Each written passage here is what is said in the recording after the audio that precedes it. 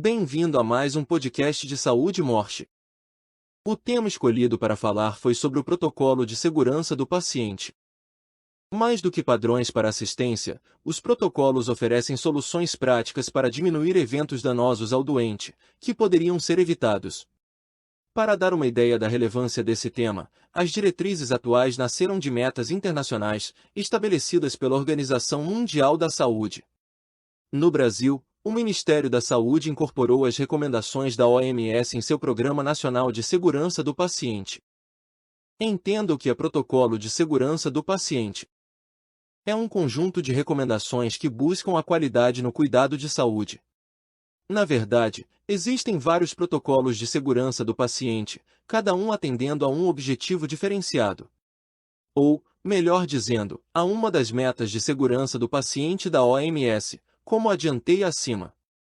Prescrição de medicamentos, cirurgias e prevenção de úlceras por pressão são alguns dos assuntos tratados nos principais protocolos desse tipo.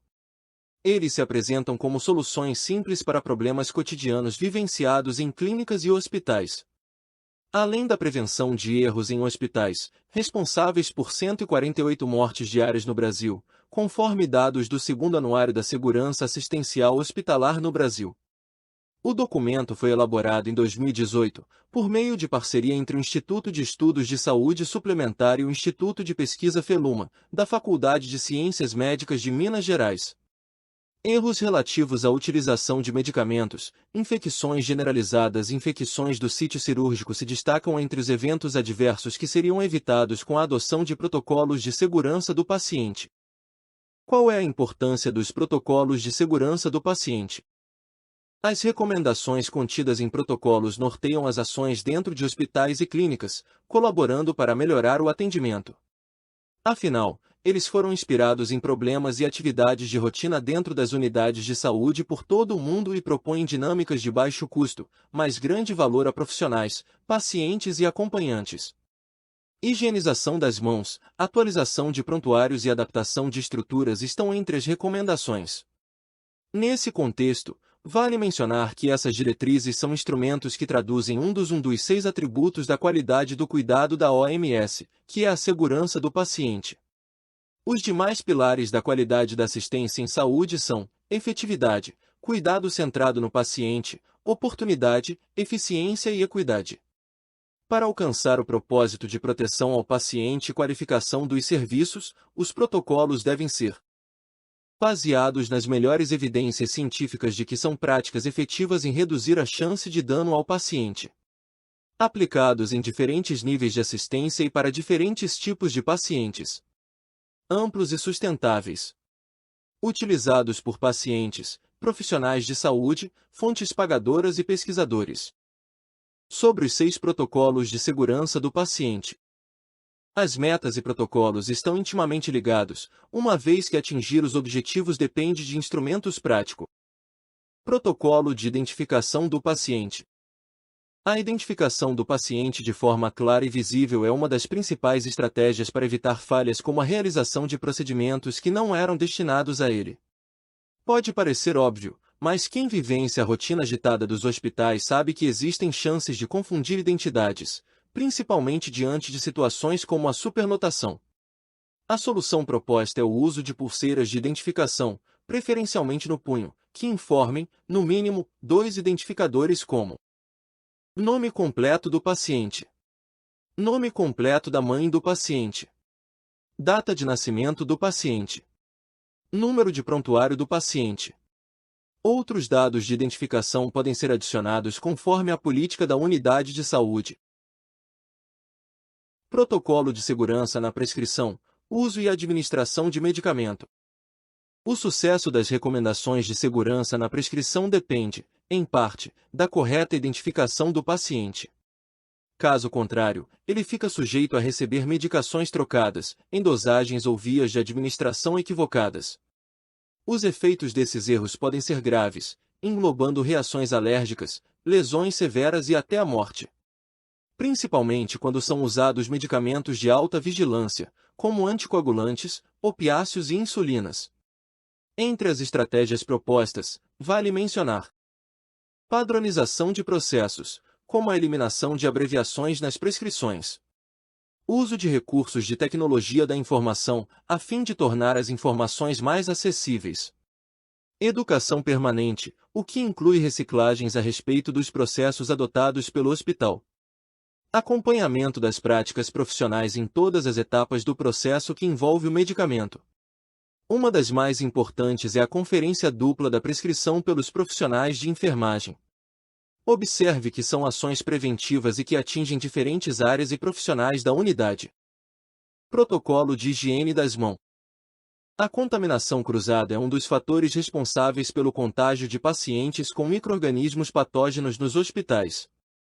Simples e eficaz, a estratégia de higienização das mãos deve ser colocada em prática usando água e sabão, ou soluções de álcool 70%, em gel ou espuma, e adotada nos seguintes momentos. Antes de tocar o paciente.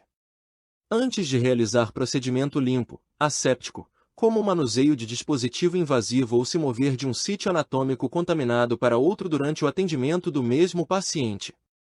Após o risco de exposição a fluidos corporais ou excreções, seja por contato direto ou após retirar luvas, esterilizadas ou não. Após tocar o paciente, com ou sem luvas. Após tocar superfícies próximas ao paciente, inclusive luvas. Lembrando que essas condutas se destinam a todos os profissionais de saúde. Protocolo de cirurgia segura. Segundo uma análise de dados de 56 países, são realizadas entre 187 e 281 milhões de cirurgias de grande porte por ano, uma para cada 25 pessoas. Estimativas apontam ainda que 1 em cada 150 indivíduos hospitalizados morre devido a incidentes e a associação de 2/3 dos eventos adversos em ambiente hospitalar a cuidados cirúrgicos.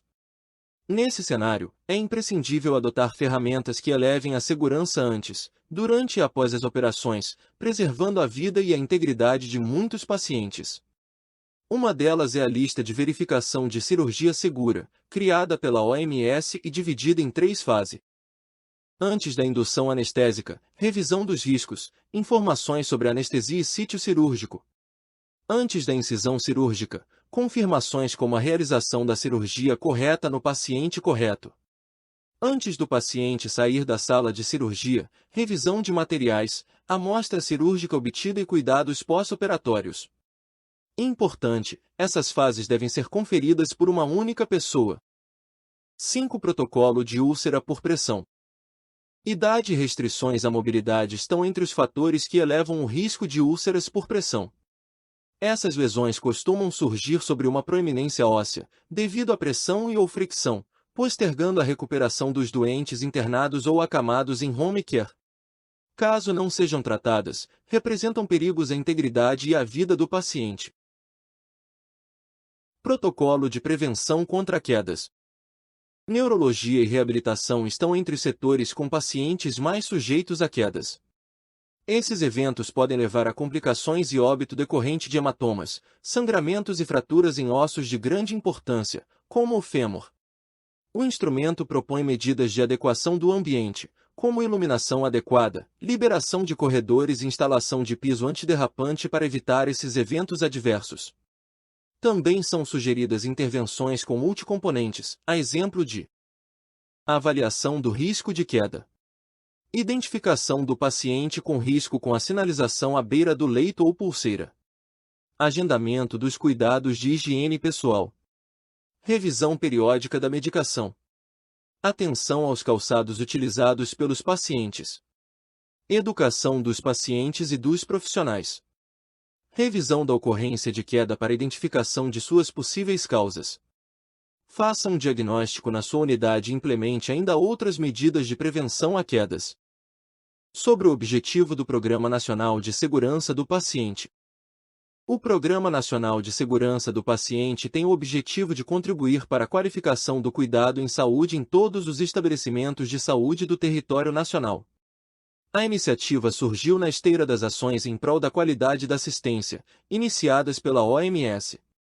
De acordo com a legislação, compete ao programa propor e validar protocolos, guias e manuais voltados à segurança do paciente em diferentes áreas, tais como infecções relacionadas à assistência à saúde, procedimentos cirúrgicos e de anestesiologia, prescrição, transcrição, dispensação e administração de medicamentos, sangue e hemoderivados, processos de identificação de pacientes, comunicação no ambiente dos serviços de saúde, prevenção de quedas, úlceras por pressão, transferência de pacientes entre pontos de cuidado, uso seguro de equipamentos e materiais. Todas as atividades da unidade de saúde devem ter protocolos de segurança. Como a telemedicina colabora com a segurança do paciente? Sistemas de telemedicina agregam confiabilidade e agilidade a diversos processos que fazem parte do protocolo de segurança do paciente. Identificação e prescrição de medicamentos passam a dispor de dados atualizados automaticamente, com facilidade de acesso e organização por ordem cronológica. Softwares robustos como o da telemedicina Morse ficam hospedados na nuvem, acessíveis a partir de qualquer dispositivo com conexão à internet. Sem deixar de lado a segurança, pois as informações são preservadas por senhas e criptografia. A digitalização previne equívocos por causa da letra de médico, apoiando a administração dos medicamentos corretos. Outra vantagem está na redução da carga de trabalho da equipe médica, que pode ser reforçada via serviço de interpretação de exames à distância. Basta treinar técnicos em radiologia e enfermagem para que conduzam normalmente os procedimentos e compartilhem seus registros na plataforma. Eles serão avaliados por especialistas na área do exame, que compõem e assinam digitalmente o laudo médico. Dessa forma, os resultados ficam disponíveis em minutos. Se você que me ouve é um profissional de saúde, considere solicitar um orçamento para ter em sua clínica nossa plataforma de telemedicina com telediagnóstico, prontuário eletrônico com teleconsulta e ainda ter disponível na mesma plataforma todos os profissionais para assinar os documentos na área de medicina ocupacional.